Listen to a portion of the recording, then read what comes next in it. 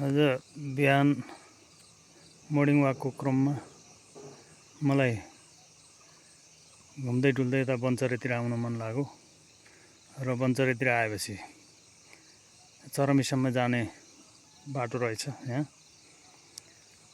बाटो बन्दै रहेछ। त्यो बाटो कस्तो बनाएको रहेछ भनेर हेर्दै आउँदाखेरि अलि वरसम्म आउँदा बन्चरे साबिक बन्चरे चौतारासम्म आइपुगेँ र त्यहाँबाट पारी चरमीको दृश्य म तपाईहरुलाई देखाउन चाहन्छु। यो चरमी हो, अरुण गाउँपालिका वार्ड नम्बर 4 भोजपुर। यसैगरी चरमी भन्दा पारीतिरका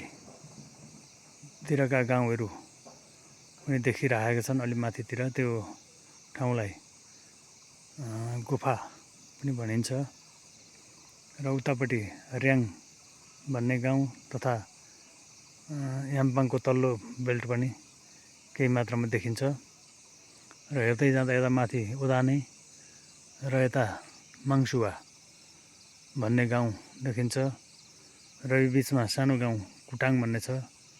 कुटाङ गाउँ भन्ने गाउँमा सुन्तला असाध्यै धेरै हुन्थे पहिले, तर अहिले धेरै सुन्तलाका बोटहरू मरिसकेका छन्। बसाइँ सराईको कारणले गर्दाखेरि पहाडी बस्तीहरू खाली हुने, रित्तो हुने क्रम निरन्तर नै छ। कतिपय गाउँहरू पुरै खाली भइसकेका छन्। यो माथि माङसुवा भन्ने गाउँ पनि अहिले सेता सेता घरहरू देखिँदैछन्। अधिकांश घरका मान्छेहरू घर छोडेर हिँडिसकेको अवस्था छ र यस्तै छ है साथीहरू। यो बाटोको अवस्था चाहिँ राम्रो बन्दैछ।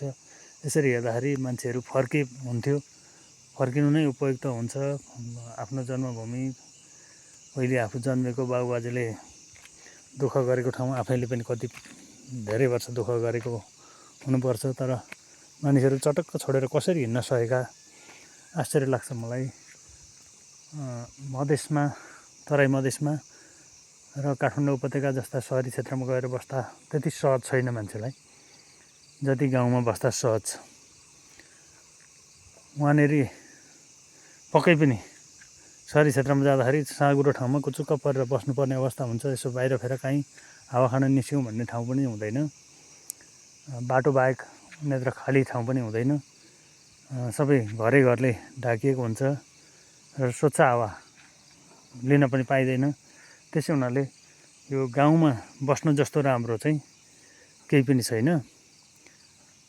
यति भन्दै म अहिलेलाई